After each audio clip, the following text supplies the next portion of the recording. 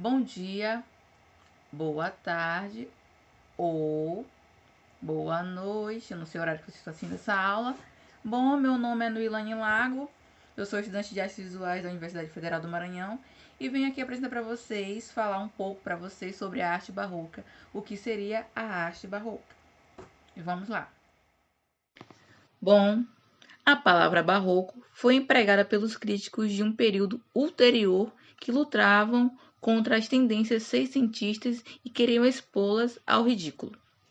Barroco significa absurdo ou grotesco, e é empregado por homens que insistiam em que as formas das construções clássicas jamais deveriam ser usadas, ou combinadas, senão da maneira adotada pelos gregos ou romanos.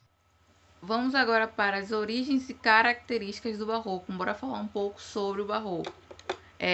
O barroco foi uma tendência artística que se desenvolveu primeiramente nas artes plásticas, só que depois ela passou para música, teatro, arquitetura, entre outras linguagens artísticas.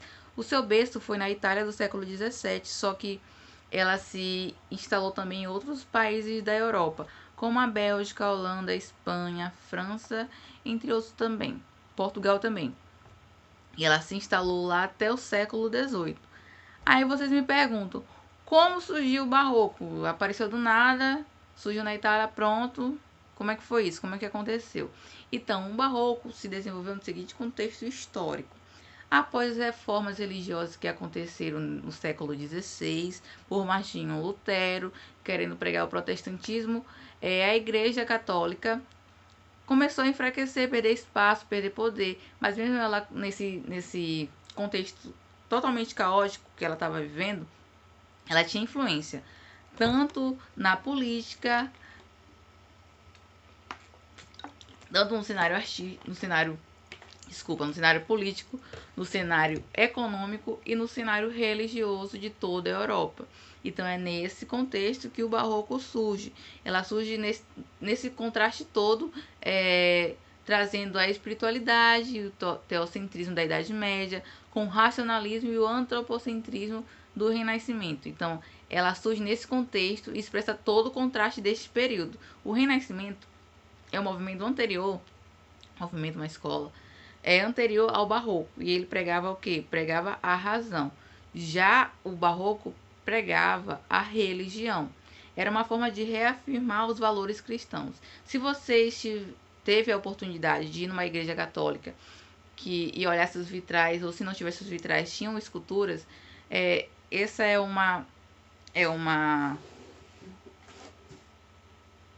que a gente traz com a gente, que foi trazido pra gente, que tem as passagens bíblicas nos vitrais. Tem umas que eu já pude observar que não tem os vitrais, mas tem esculturas com passagens bíblicas. Uma forma de fazer a reforma protestante, a reforma católica, vamos dizer assim.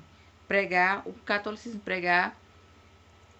ressurgir, né? Tipo, eu tô enfraquecendo, eu não posso ficar fraca, eu tenho que mostrar a minha ascensão, tenho que mostrar o meu poder. Além disso, nas suas obras arquitetônicas, igrejas altamente luxuosas, pode também, dá para se observar. Tu olha assim, já fica embasbacado. Fica, que coisa linda, que coisa grande. Então, essa coisa exagerada, essa coisa bastante rebuscada, é uma característica do barroco, é algo que eles trouxeram, tipo, como forma de mostrar que quem tem o poder, eu tô aqui, eu ainda tenho influência no cenário político, cenário econômico e religioso, tô aqui, ó, tem pra onde correr. Então é nesse contexto todo que o barroco nasce, ele surge, trazendo a religião e também cenas cotidianas. E agora vamos falar um pouco sobre algumas características do barroco, ok? Deu para entender? Deu para distinguir? E algumas características do barroco, lembrando que eu venho aqui falar, trazer para vocês, mais em relação à pintura, à arquitetura e à escultura. E uma delas é a arte bastante rebuscada e exagerada. Enquanto eu estiver falando, vai aparecer as imagens para vocês ficarem cientes do que eu estou falando. A valorização do detalhe, o dualismo e a contradição era bastante forte no barroco, a obscuridade, algo, só um momento, a obscuridade, complexidade e o sensualismo também vinha também são características do barroco. Vamos lá para o barroco europeu. As obras dos artistas barrocos europeus valorizavam as cores, as sombras, a luz e representam o contraste. As imagens não são tão centralizadas quanto as renascentistas e aparecem de forma dinâmica, valorizando o movimento.